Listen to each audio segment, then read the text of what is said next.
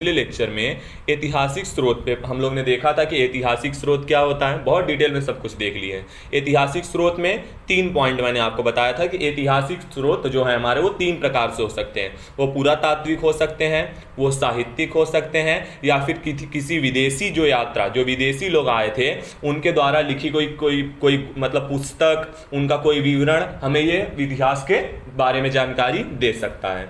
तो चलिए जरा आज देख लेते हैं। आज हम विदेशी यात्रा का विवरण ही करने वाले हैं। तो विदेशियों में 3 विदेशी थे। पहले कौन से थे?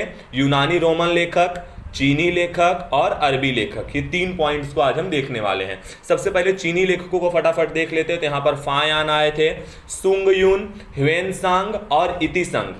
ये 4 लोग यहाँ पर जरा देख लेते हैं कि यहाँ पर फायान, ध्यान से सुनना जरा, फायान जो थे इन्होंने क्या किया था, यह किस समय पर आए थे? तो फायान जो थे ये चंद्रगुप्त द्वितीय के समय पर आए थे। याद रख लेना, मेगस्थनीज चंद्रगुप्त मौर्य, इन्हें चंद्रगुप्त प्रथम बोला जाता है, और फायान जो आए थे वो चंद्रगुप्त द्वितीय, इन्हें विक्रमादित्य भी बोला जाता है।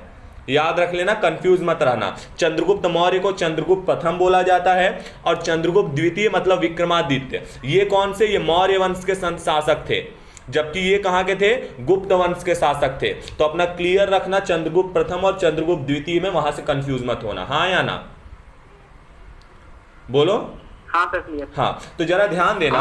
तो फायान जो थे वो चंद्रगुप्त द्वितीय के टाइम पीरियड पर आए थे और इन्होंने एक पुस्तक लिखी थी जिसका नाम क्या था? फो क्यों की। याद रख लेना, फ से फो क्यों की, समझे? तो इन्होंने फायान ने फो क्यों की नामक पुस्तक को लिखा था। दूसरे नंबर पर ह्वेनसांग आए थे। ह्वेनसांग ने क्या किया था? ह्वेनसांग देखो, ह से हर्षवर्धन, ह्वेनसांग है ना, तो ह से हर्षवर्धन, तो ये हर्षवर्धन के टाइम पीरियड पर आए थे। याद रख लेना। तो ह्वेनसांग हर्षवर्धन के शासनकाल में आए थे और इन्होंने सी यू की नामक पुस्तक लिखी थी। फायान ने फो क्यू की, ह्वेनसांग ने सी यू की नामक पुस्तक को लिखा था। क्लियर? हाँ, अब अरबी लेखकों में देख लेते हैं। तो अरबी लेखकों में जो 3 प्रसिद्ध अरबी लेखक हैं, जिनमें सुलेमान, अल मसूदी और अल बरूनी। अल बरूनी के बारे में बोला जाता है कि अल बरूनी ने तहकीक ए हिंद नामक पुस्तक को लिखा था। तहकीक ए हिंद नामक पुस्तक के लेखक अल बरूनी थे। इसके अलावा तहकीक ए हिंद को हिंद की खोज यानी भारत की खोज नामक पुस्तक भी कहा जाता है। तो अपना वो कॉन्सेप्ट क्लियर रख लेना। आगे बढ़ेंगे यहाँ पर। तो यूनानी रोमन लेखक में कई लेखकों का समावेश है, जैसे टेशियस ईरान से आए थे। हेरोडोटस को इतिहास का पिता कहा जाता है। इसके अलावा बात किया जाए तो हेरोडोटस ने क्या किया था? हिस्टोरिका नामक पुस्तक को लिखा था। सिकंदर के साथ आने वाले जो विद्वान थे उसमें निरियाक्स, ऑनेसिक्रिटस और अरिस्टोबुलस, इनका समावेश था। आगे मेगास्थनीज क्या थे? तो मेगास्थनीज किसके टाइम पीरियड पर आए थे? चंद्रगुप्त मौर्य के समय पर आए थे। समझे? तो चंद्रगुप्त मौर्य समय पर आए थे। किसकी संधि के द्वारा? तो चंद्रगुप्त मौर्य और किसका? सिल्यूक्स के, ये दोनों के बीच एक संधि हुई थी। आए थे सिल्यूक्स, आए थे भारत में अपना राज्य विस्तार करने, लेकिन हुई क्या? संधि हुई जब, तो इनके संधि के अनुसार यहाँ पर मेगास्थनीज जो थे वो चंद्रगुप्त द्वितीय के, ध्यान से सुनना, मेगास्थनीज जो थे वो चंद्रगुप्त प्रथम यानी चंद्रगुप्त मौर्य के दरबार में राजदूत बनकर आए थे। किसके राजदूत बनकर आए थे? बोलो जल्दी, किसके राजदूत बनकर आए थे?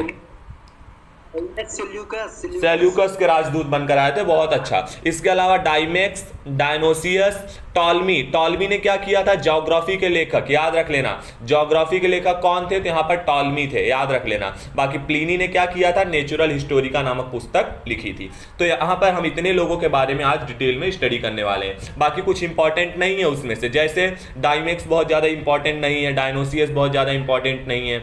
समझे? तो जो इंपॉर्टेंट नहीं है उनको नहीं देखेंगे। बाकी जितना मैंने कोशिश किया है, जितने भी जरूरी क्वेश्चन जहां से पेपर में पूछे जाते हैं उनको कर दिया जाए। ओके, बोलो।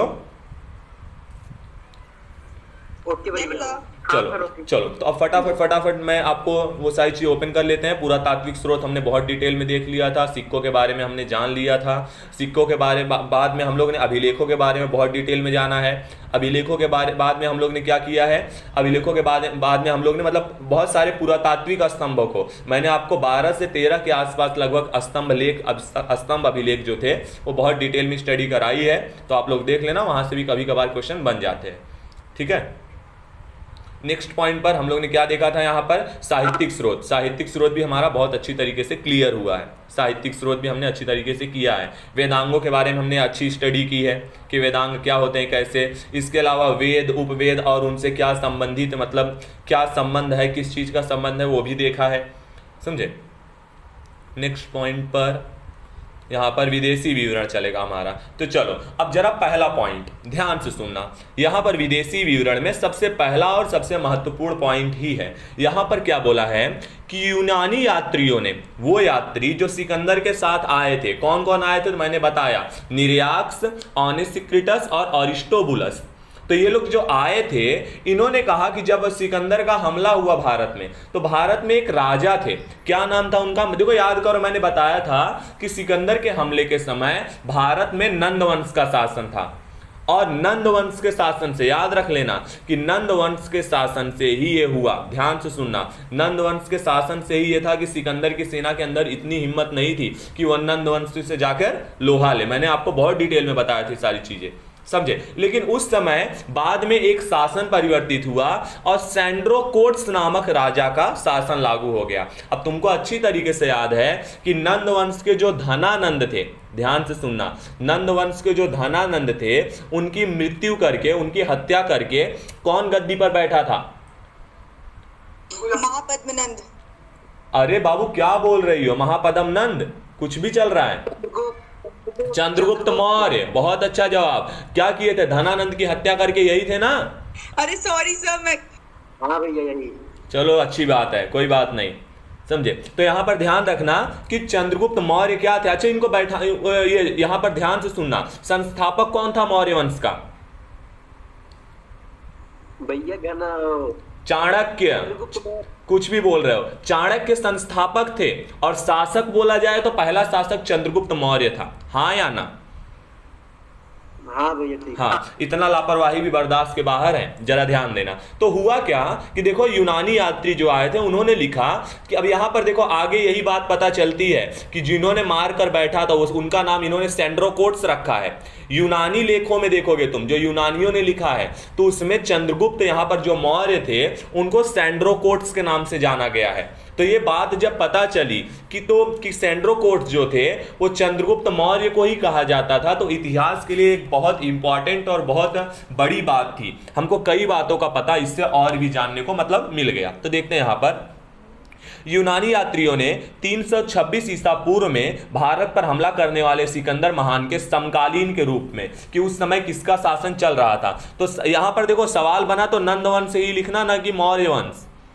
अगर ये सवाल आया कि सिकंदर के हमले के समय भारत में किसका शासन था, तो नंद वंश लिखना, ना कि मौर्य वंश लिख के बैठ जाना। तो सिकंदर के समकालीन के रूप में सैंड्रोकोट्स के नाम का उल्लेख किया है कि उस समय पर सिकंदर के जो हम उम्र के आदमी थे, हम उम्र मतलब एक उम्र के आदमी थे, एक समान उम्र के आदमी, तो वो थे सैंड्रोकोट्स, समझे, इनका उल्लेख किया है। और बाद में देखो यूनानी विवरणों में सैंड्रोकोट्स और चंद्रगुप्त मौर्य बोला है कि सैंड्रोकोट्स, देखो सुने मेरी बात, जब यूनानी विवरण को पढ़ा गया तो उसमें क्या था कि जो सैंड्रोकोट्स के राज्यारोहण की तिथि है वही चंद्रगुप्त मौर्य की भी राज्यारोहण की तिथि है। मतलब जब सैंड्रोकोट्स भारत में गद्दी पर बैठा तो चंद्रगुप्त मौर्य भी गद्दी पर बैठा।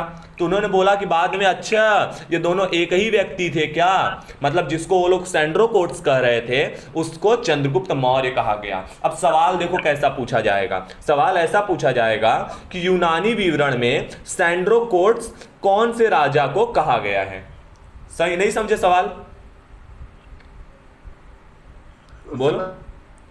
भैया तो समझ गए ना, तो चंद्रगुप्त मौर्य को ही सैंड्रोकोट्स कहा गया है। तो जब यह बात पता चली, बोला गया है कि यह एक ही व्यक्ति थे और यह पहचान प्राचीन भारत के तिथि क्रम को मतलब और अच्छा स्ट्रक्चर देने के लिए एक बहुत ही मतलब सुदृढ़ आधारशिला बन गई। तो आपको ये 2 पॉइंट समझाए कि 2 पॉइंट क्या कहने चाहते हैं,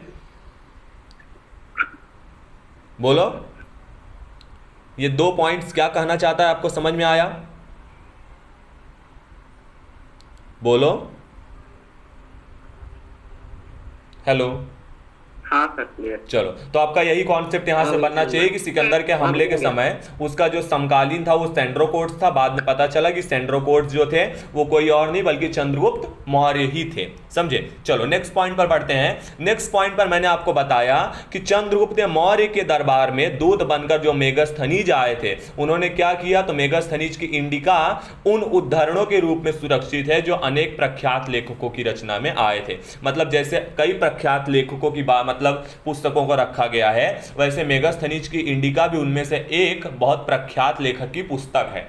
समझे? आगे मैंने बताया कि मेगस्थनीज कैसे आए थे, तो एक संधि के तौर पर आए थे सेल्यूकस और किसके बीच में? सेल्यूकस और यहाँ पर जो हमारे चंद्रगुप्त मौर्य थे इनके बीच में एक संधि हुई थी। उसी संधि के तहत यह चंद्रगुप्त मौर्य के दरबार में राजदूत बनकर आए थे। समझे? सेल्यूकस के राजदूत थे मेगस्थनीज। तो सवाल बन सकता है कि जो मेगस्थनीज थे वो किस यूनानी शासक के, याद रख लेना, किस यूनानी शासक के राजदूत थे? तो आपको पता होना चाहिए कि सेल्यूकस के राजदूत थे। कौन? मेगस्थनीज। क्लियर?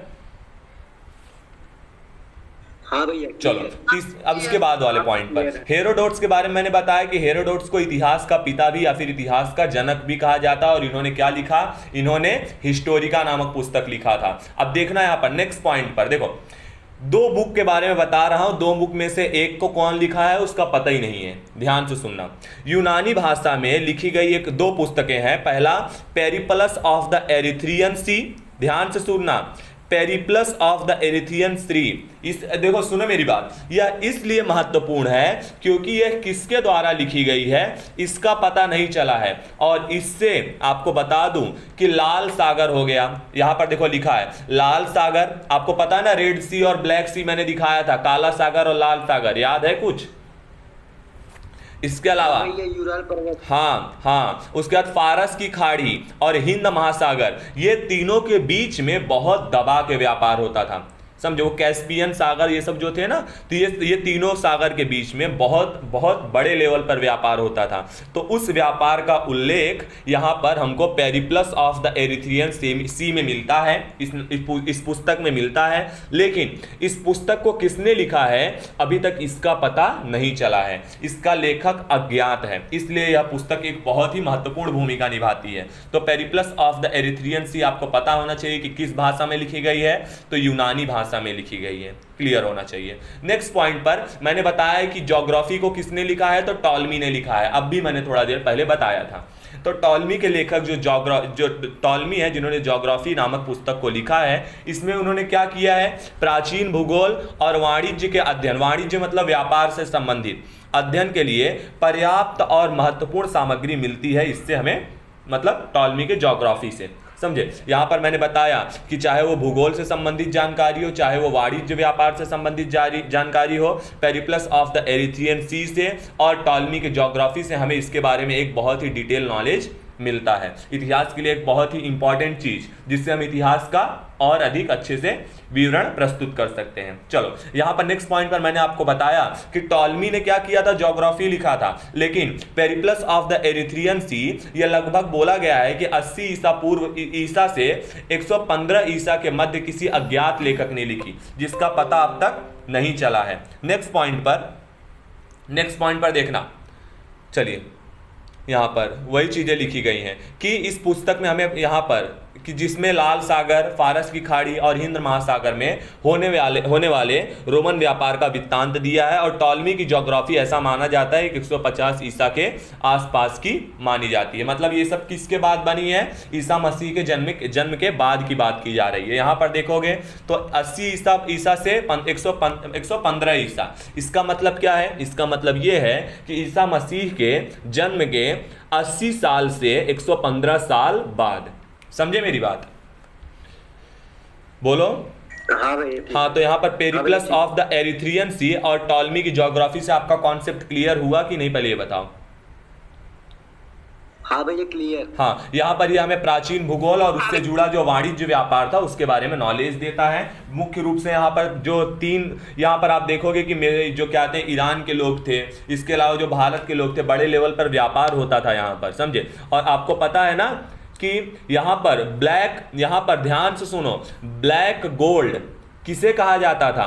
तो जो काली मिर्च थी उसे ब्लैक गोल्ड कहा जाता था।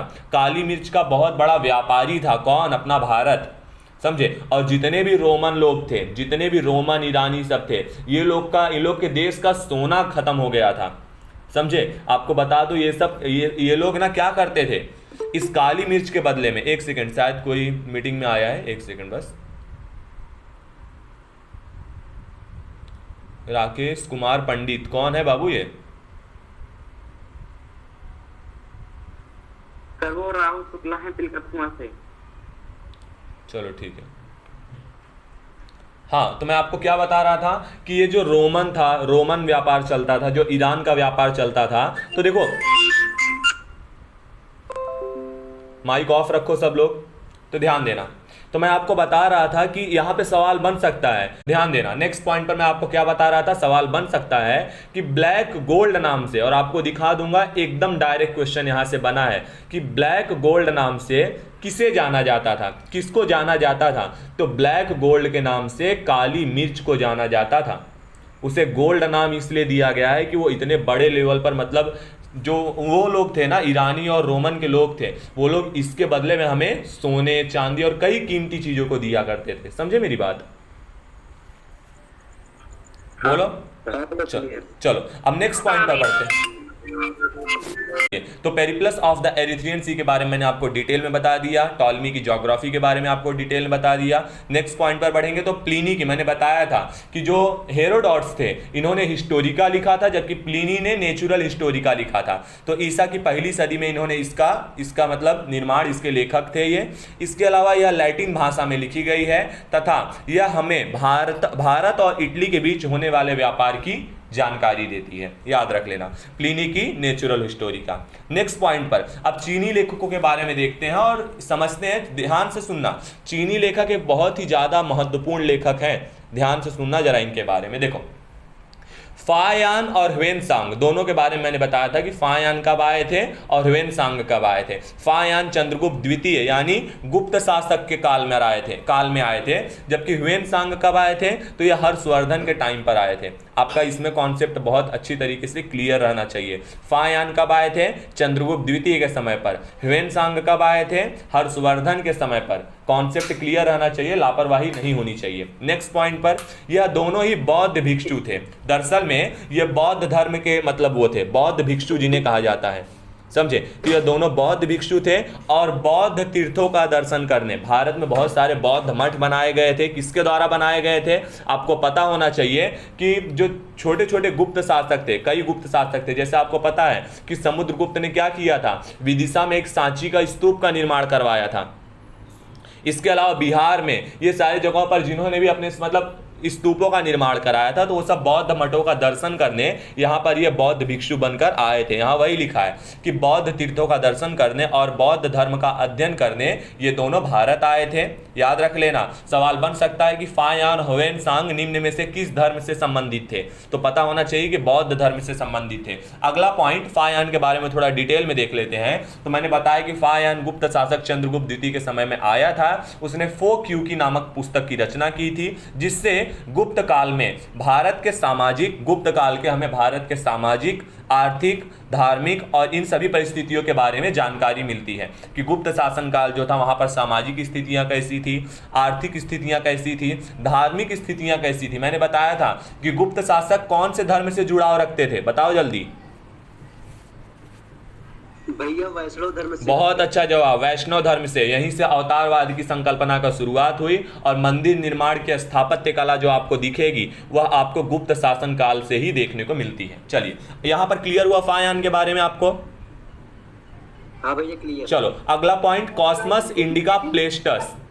कॉस्मस इंडिका प्लेस्टस, यहां पर देखो कॉस्मस इंडिका प्लेस्टस क्या है? तो यह भी क्या है हमारे, यह भी एक लेखक है, यूरोपीय लेखक है। देखते हैं जरा इनके बारे में। इन्होंने क्या किया था, क्रिश्चियन टोपोग्राफी, देखो क्रिश्चियन टोपोग्राफी, इस ग्रंथ का निर्माण किया था, याद रख लेना।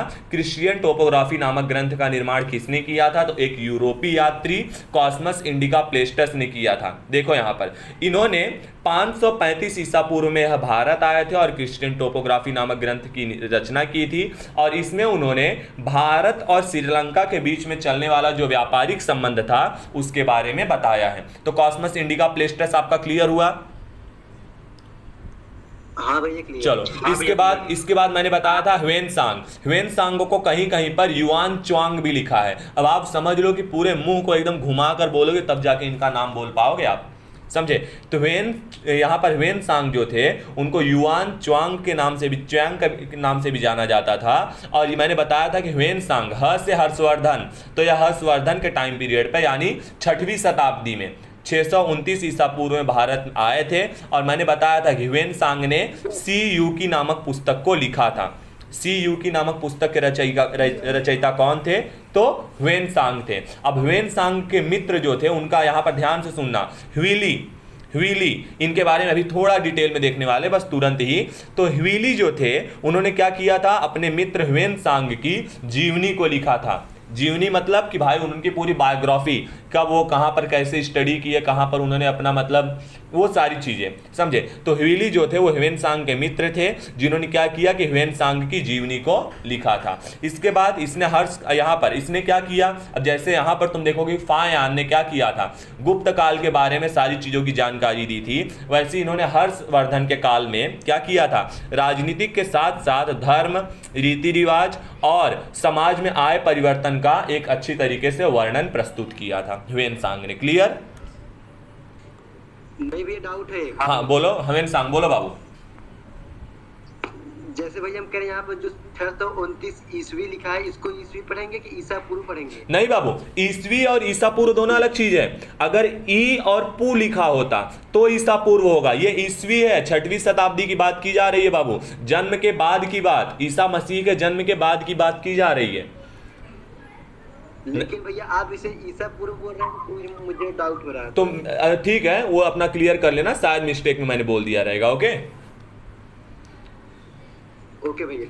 चलो इसके बाद देखते हैं इतिसंग। अब इतिसंग के बारे में देखते हैं, इतिसंग का क्या कैसे था। तो इतिसंग ने कोई मतलब उनकी रचना नहीं है, लेकिन जरा यहाँ पर याद रख लेना कि इन्होंने क्या किया है, नालंदा, विक्रमशिला, उस समय पर यह दो बहुत ही ज्यादा प्रसिद्ध और विख्यात विश्वविद्यालय थे, यानी कॉलेज, समझे? नालंदा और विक्रमशिला, आपको पता है ना, प्राचीन विश्वविद्यालय, समझे? तो यहाँ पर इन विश्वविद्यालयों का वर्णन इन्होंने इत्संग ने प्रस्तुत किया है, समझे? यह 7वीं शताब्दी में भारत आए थे। भारत में ये मतलब नॉर्मली तो स्टडी करने आए थे, पढ़ने आए थे। वहाँ पर इन्होंने नालंदा और विक्रमशिला विश्वविद्यालय का वर्णन प्रस्तुत किया है। नेक्स्ट पॉइंट पर बढ़ेंगे तो जरा सुलेमान को देख लेते हैं।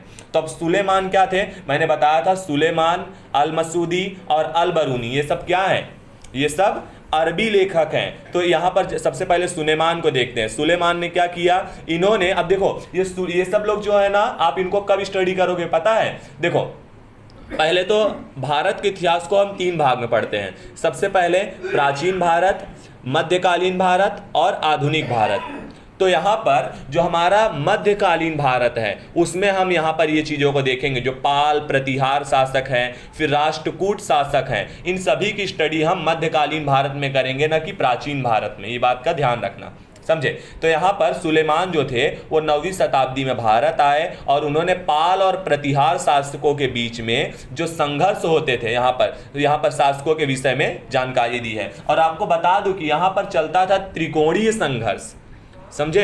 पाल, प्रतिहार और राष्ट्रकूट, इन शासकों के बीच में चलता था त्रिकोणीय संघर्ष, समझे? यहाँ पर दरअसल में तुम देखोगे कि कन्नौज के लिए लड़ाई होती थी, कन्नौज, समझे? तो यहाँ पर उसके लिए यहाँ पर त्रिकोणीय संघर्ष चलता था। वो इसको मारते थे, जो उससे बचते थे वो उसको मारते थे, फिर वो आ जाते थे, फिर वो उसको मारते थे। ये त्रिकोणीय संघर्ष था, समझे? बोलो।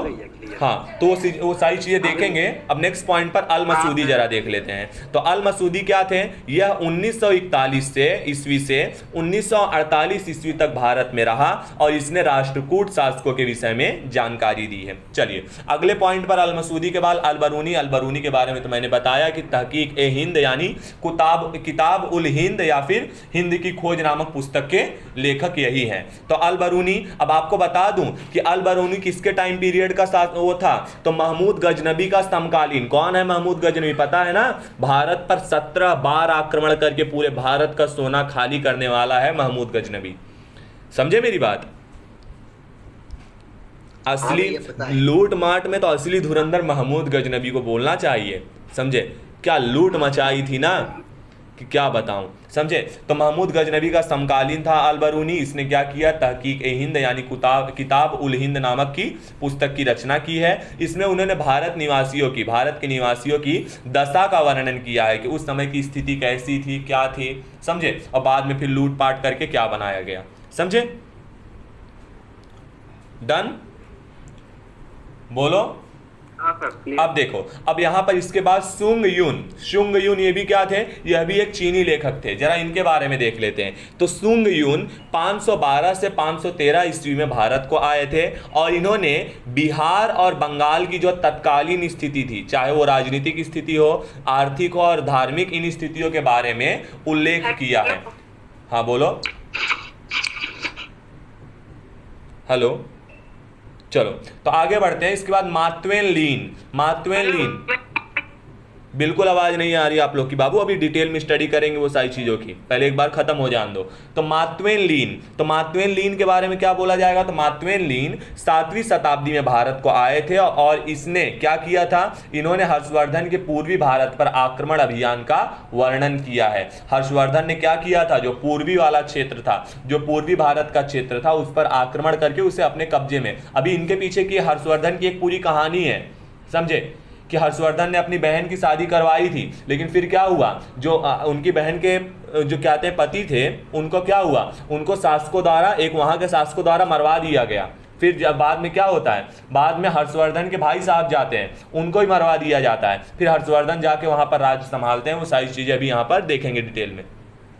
फिर चाओजू कुआं जो थे, यह भी एक चीनी शासक थे। इन्होंने क्या किया? चीनी लेखक थे। इन्होंने, चाओजू कुआं ने 1225 ईस्वी से 1254 ईस्वी में भारत में रहे हैं। और इन्होंने क्या किया? इन्होंने चूफानची, याद रख लेना, चाओजू कुआं ने चूफानची इस पुस्तक की रचना की है, जिसमें उन्होंने चीनी और अरबी व्यापारियों का विवरण प्रस्तुत किया है। समझे? तो चाओजू कुआं से च से चू फान ची, आप याद रखना अपना कॉन्सेप्ट, चाहे जैसे भी पेपर में सवाल बनने के चांस है। समझे? तो इस तरीके से हमने जितना भी विदेशी विवरण था, जितना भी विदेशी यात्रियों का विवरण था, उसको बहुत डिटेल में उसकी स्टडी कर लिए हैं। और इसके बाद अपने क्या करेंगे कि आपका जो भी मतलब बेसिक कॉन्सेप्ट था, जो भी अभिलेख से जुड़े या फिर पुरातात्विक साक्ष्यों से जुड़े, वो कॉन्सेप्ट आपके क्लियर हो गए या नहीं, पहले ये बताओ। हाँ सर, क्लियर। ठीक है? हाँ भाई, तो ये लेक्चर अपना खत्म हो चुका है।